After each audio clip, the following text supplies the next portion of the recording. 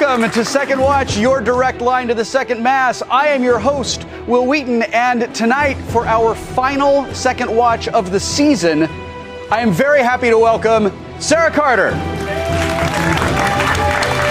Andrew Roy. How's it going? Good to see you. Remi Aubuchon. Hello, sir. Seychelle Gabriel.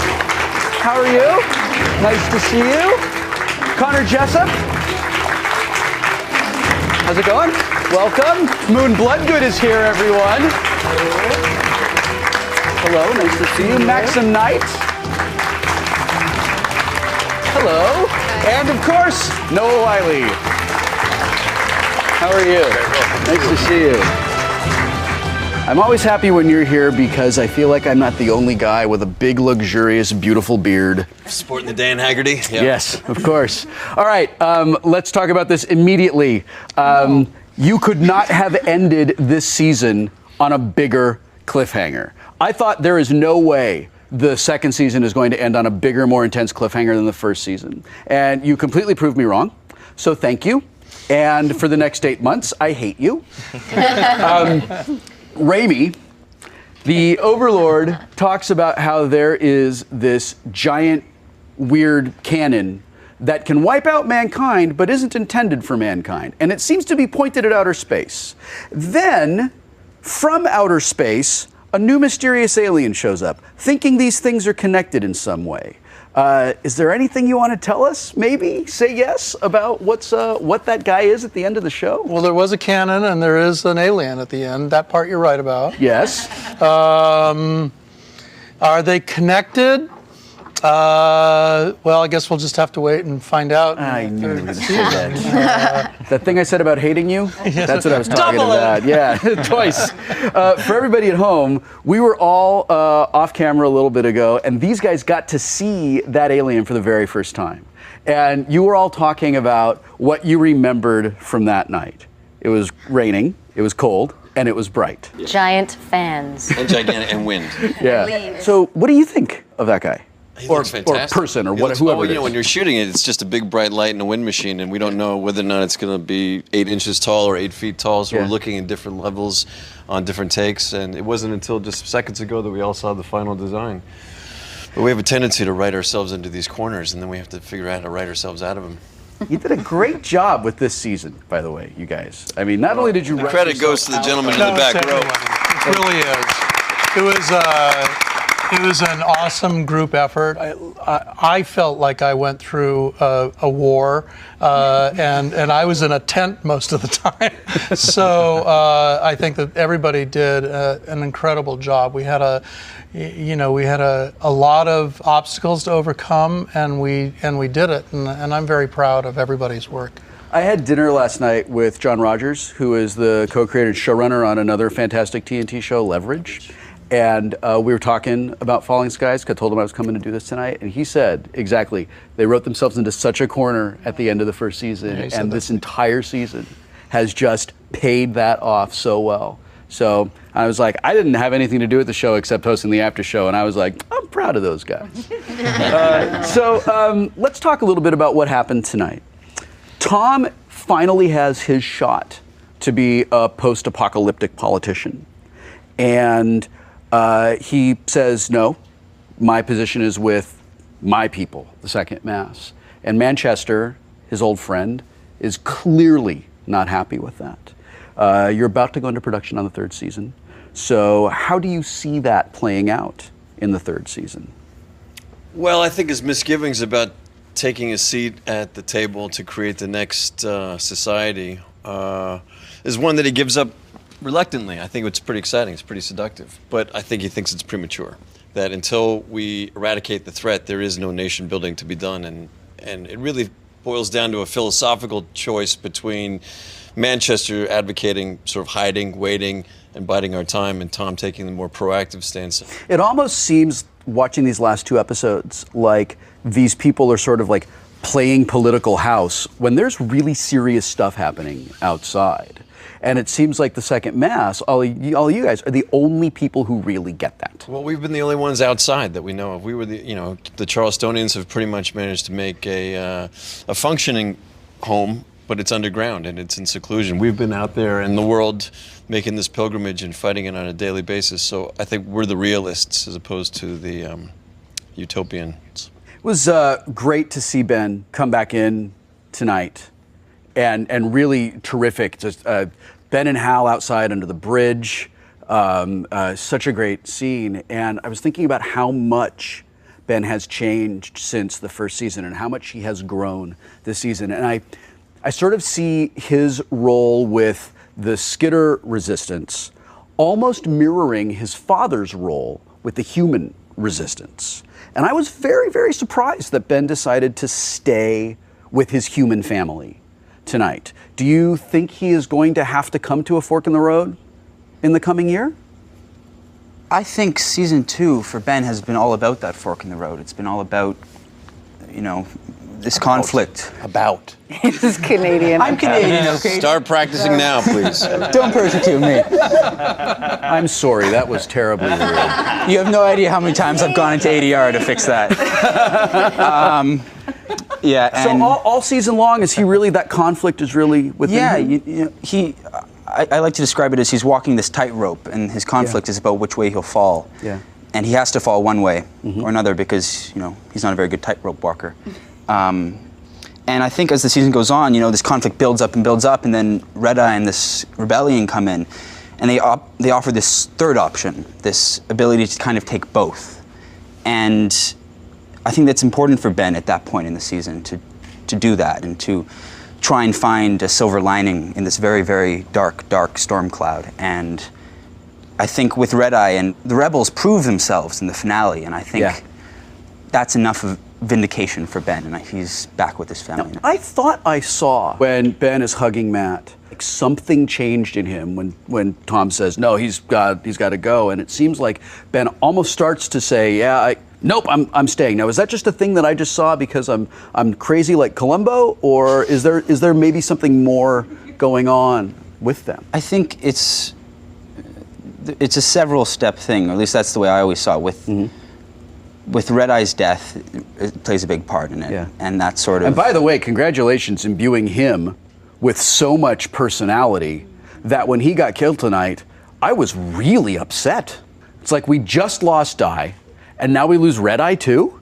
I think that's in big part due to our puppeteers, who is a huge team and the same team every time, and they create these characters through this heavy costume and these multiple legs. It's very complicated what they do, but somehow, like you said, they imbue this character with personality, and it's quite impressive, and I think they deserve credit. When Di died, it's hard to say that without it seeming like I'm doing a bit, but it was so brutal and so quick. It goes all the way back to when Jimmy died. Is anybody safe? Well, that's the point. No. I feel pretty safe. Yeah? Is it because you're a producer? Don't read episode 6 then. That scene is so intense. The big firefight at the base of the cannon. Let's watch a little bit of that. Yeah, great. Been wanting to do this for quite some time now.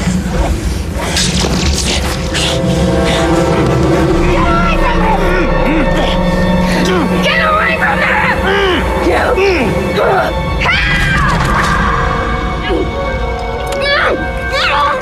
Okay, so like for me, as an audience member, that's super icky and gross and uncomfortable.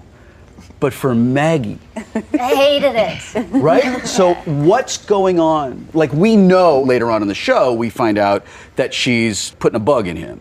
But what's going through Maggie's mind when that happens? Well, I just don't trust her. I mean, it's always interesting with Maggie. She's jealous. Yeah.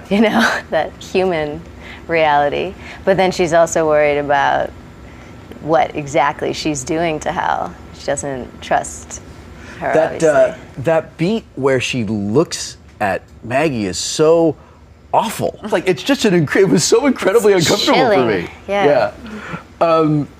When Drew finally wakes up, when Hal finally wakes up, We're waiting for Drew to wake up. And we, mellow, baby. later on, when Hal wakes up, and we see that bug kind of crawling around in his eye, my first thought was, oh, of course, this is how the bad guys kind of communicate with each other. But now he seems very happy to have sort of a literal bug in his ear. Is what's going on? Is he under the control of the overlords and the aliens now? That's a good question. When we shot it, we had an idea of what was going to go on, but earlier in the season we saw Tom's character with the bug in the eye. Yeah. But we've never seen the bug go in the ear. Is it somehow getting into the brain, or we're not really sure what it's doing? So we just wanted to go for a very interesting, creepy feel for what this was going to do to Hal, and sort of leave it as a mystery, and then figure it out later. Moon. Will. Anne tells Tom that she is not really sure about bringing a baby into this world because the world's super messed up. Now, this is a thing that I have heard people say my entire life. Well, we're not going to have kids because the world's kind of messed up. But I think when Anne says it, it's the first time that it might actually legitimately be true. Right. That maybe this world is too terrible to put a child into. But you are about to be a mother. And I wondered, and congratulations, by the way. That's awesome. My little sister just had a baby, and babies are rad. So congratulations. Thank you. How do you feel as a soon-to-be mother if you found yourself in Anne's shoes? Where do you come down on that?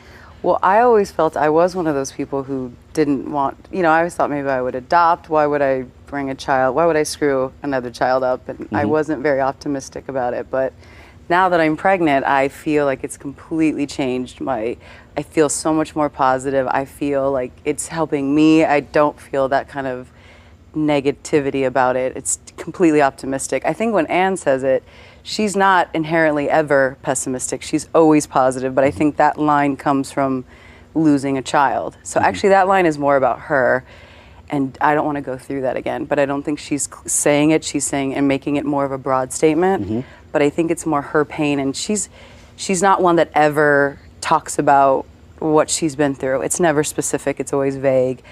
She always rises above her feelings of loss. So that comment is also just about her own grief. But for me as Moon, it's very similar. Like, I feel there's a parallel between that. I didn't know that I wanted kids. I always felt like that might not be my road. And then I got pregnant a week after the finale, because I'm a method actor. And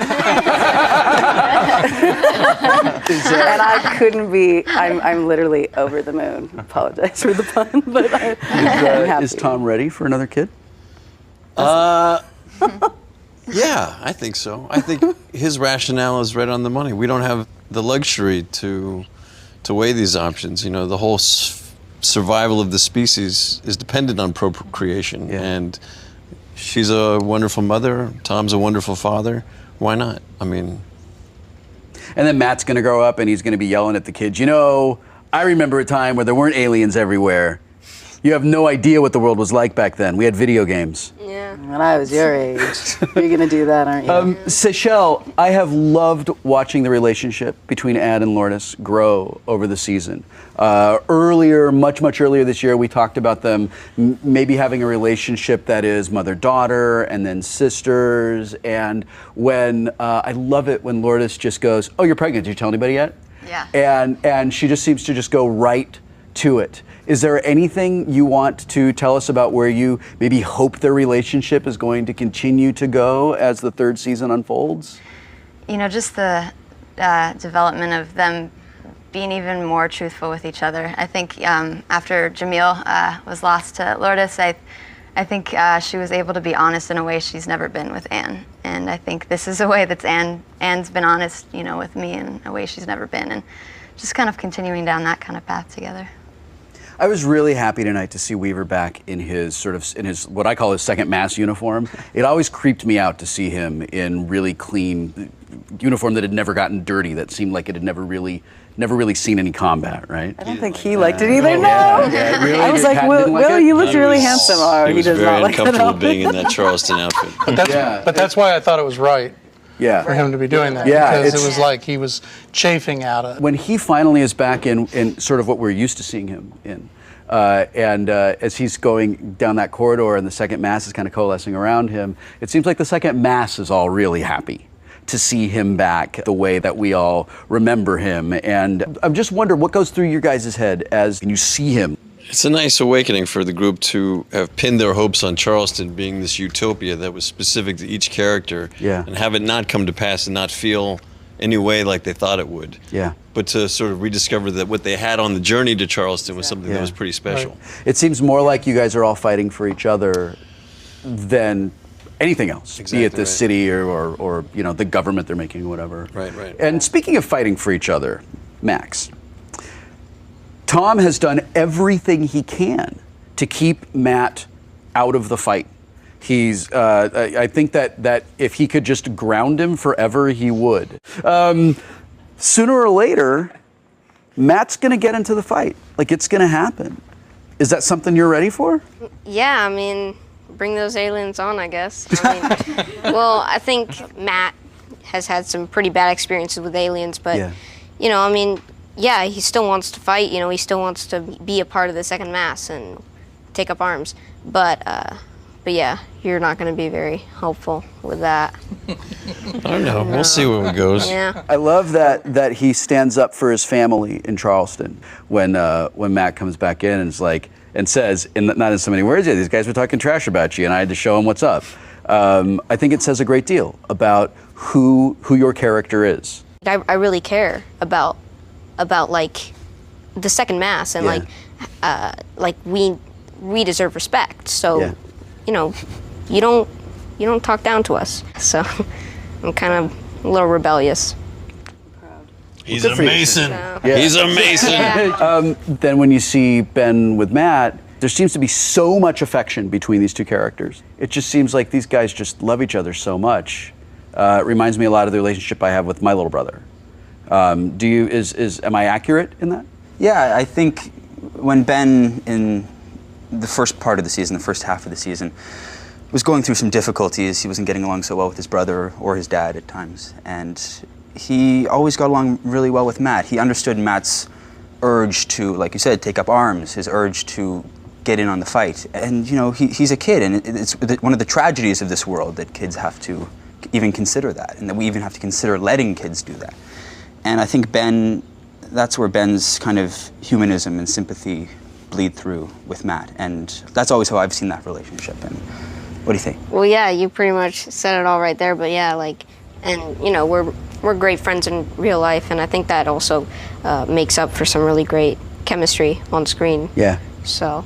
A lot of video game playing. I'm gonna throw Connor under the bus. Listen, video games bring people together. Yeah, you know, I don't think this guy could survive a post-apocalyptic world. Yeah. He'd be lost. Lost. You love him too. Before we go to the audience, I want to know, Sarah, what happens the next day? Look, we know Maggie's going to see Karen.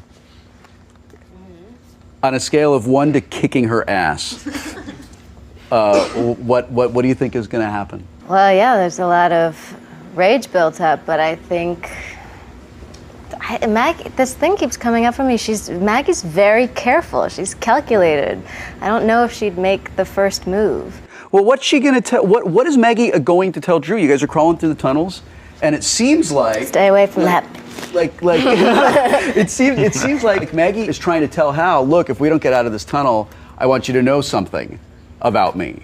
Is it I love you? Is it turns out that actually none of this actually is going on. I don't really like you. But there seemed to be, right? There seemed to be like there was going to be something really serious coming out of her. And then out of that moment, she is so cautious and so calculating. If they're stuck in that tunnel, what does she say to him? Probably, I mean, what she wants to say is "I love you." It's the hardest thing. Oh, to I'm her so to glad say. to know that. Yeah. It's a little fan service just for me. All right, let's go to the audience. I understand that we have some questions from our fabulous audience tonight. Who would like to go first? I will. All right. Sarah, how do you think that Maggie and Hal's relationship is going to change now that Hal's been implanted by Karen? Implanted. What do you mean exactly? No. I think she's gonna stay loyal and just watch it unfold. She loves him, so yeah, she knows that could be dangerous, but what's she gonna do? She seems to have had these issues with betrayal in her past, and with loss in her past. And like, I mean, I can see the betrayal cliff coming, right? Because either Hal is got this thing in him that makes him one of the bad guys, and she's gonna find out about that, or he's got this thing that he's probably gonna want to hide from her, and she's gonna find out about that. Yeah. Like, I don't see a lot of happy endings for these guys. Maggie's an independent spirit, and you know that's gonna come first. So before she reacts, she's gonna step back, and if she needs to do something extremely difficult for the greater good, she probably will. You know, that her history has proven that. You, sir, you seem to have a question-asking microphone in your hand. That I do. My question's for Remi. I was wondering, are there plans for the Berserkers to give trouble to the Second Mass going forward? Well, I think we've seen a curve with the Berserkers. I think when you say Berserkers, I think what you really mean is Pope and his gang. And I certainly believe that Pope, to say that he'll be docile and never be causing problems for the Second Mass would be crazy to think about. So our plans for the next season are to definitely, amp up everything and all the relationships that we've established and put them in places that I think will be a big surprise to a lot of people. When they're in Charleston and having so many problems, and Pope says, well, way to go, you dropped us into the middle of a coup, it seems like Pope subscribes to the theory that the enemy of my enemy is my friend. Part of it is that I think this is right, that he needs the Second Mass. In a weird way, the Second Mass also needs him. But I think that he will stick around more for himself than for others. Toward the end of the episode tonight, there's that terrific, little walk and talk two-shot of you and Wil Wheaton.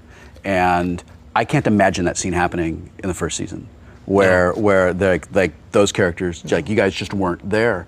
And there was something really heartwarming seeing the two of you guys really being on the same team, and really I could see the two of you guys leading an army, and I'm so sad that Will isn't here to talk about that.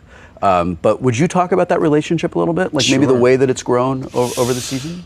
Yeah, I feel that those two characters have traveled the farthest road in their relationship.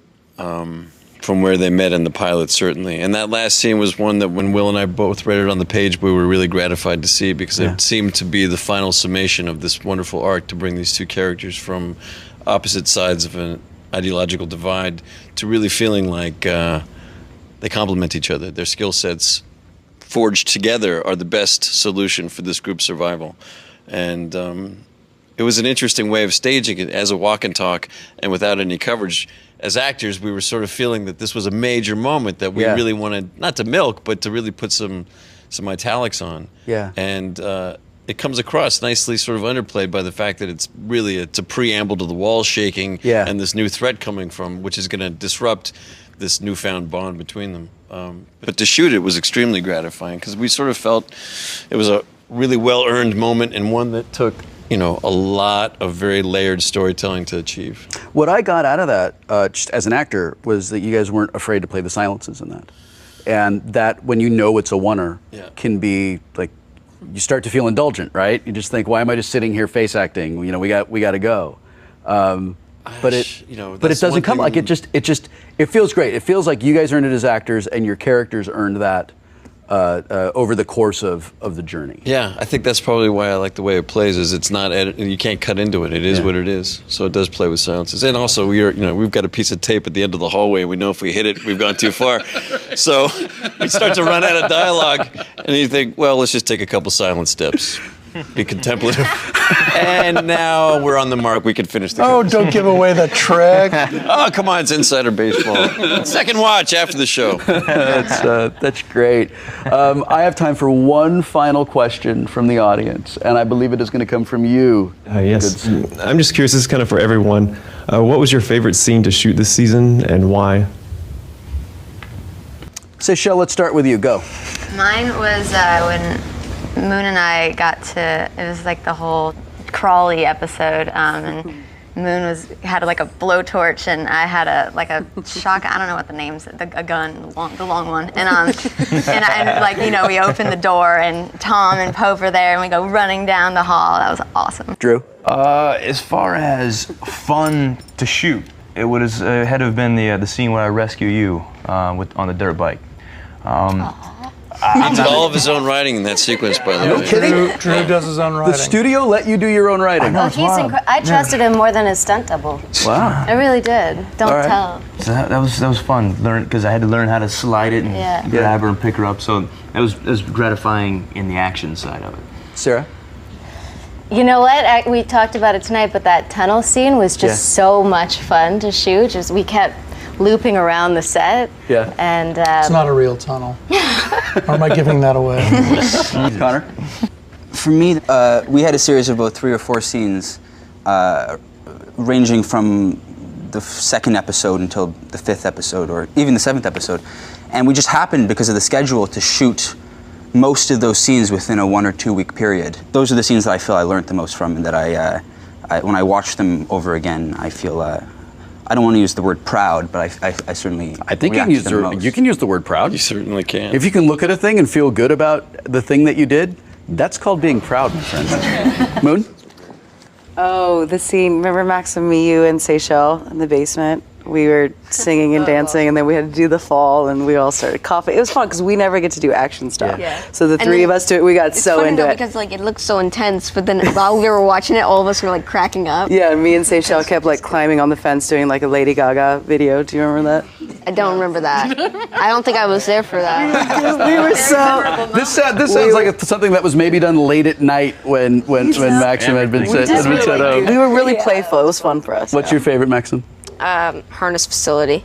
That was my favorite. Yeah, that's cool. Such a great looking set. Yeah. Yeah, it was really cool. That was just really fun, especially when the water came out. Yeah. That was really cool. Noah?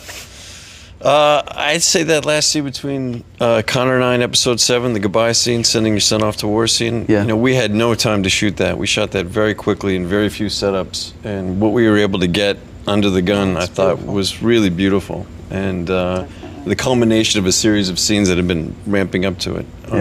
I also like the fight scene with Pope. I thought that was pretty fun. Yeah. Well, you came out on top there. I always like it. I felt like those two scenes are kind of emblematic of Tom's second season journey. He was got a lot more physically dynamic and active, but still retained this very strong paternal tie to the kids.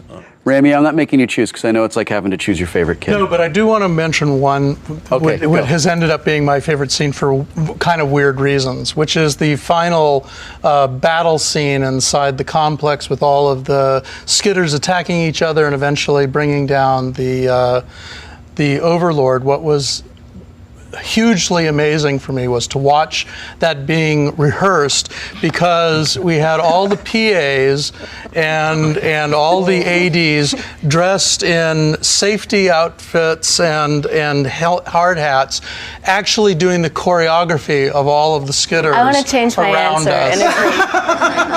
And I'm lobbying strongly for that to be put on the DVD for this year, because what you finally saw as the final thing is not too far from what we did. Let me ask you a question. If thousands of people watching this on the internet were to make a comment on, I don't know, like a forum, maybe at fallingskies.com, about how they'd like to see that, do you think that it might, I think it could have a positive effect on getting that onto the... Yeah. All right, internet, you heard me. The other aspect of that that's fascinating is that everybody eventually then had to do all of that stuff without anything there at all. And to watch that happen and to be engaged in it when Noah's chasing after a tennis ball, it was pretty freaking amazing, and then to see it all sort of come together with the final stuff and to realize all of that's there and it's totally believable. I just find that amazing. I think in that where we had the crew running around, I think Greg Beeman, our director for that episode, was actually playing the Overlord. He was. So there's this great video of you taking the club and bashing him. All right, make the message board posts because I want to see this now.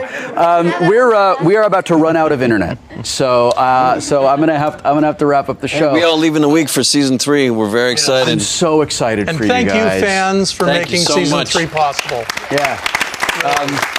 Thank you guys for putting together such an incredible show, and thank you TNT and everybody for letting me come and do this every week with you guys. This has been awesome. I have loved this. So that is it for season 2 of Falling Skies and season 2 of Second Watch. Thank you so much for joining us. Go back and watch these over again because they're good the second time around. Be sure to visit fallingskies.com to keep up with the second mass for the rest of summer and into the fall. And until we see you next season, keep the resistance strong.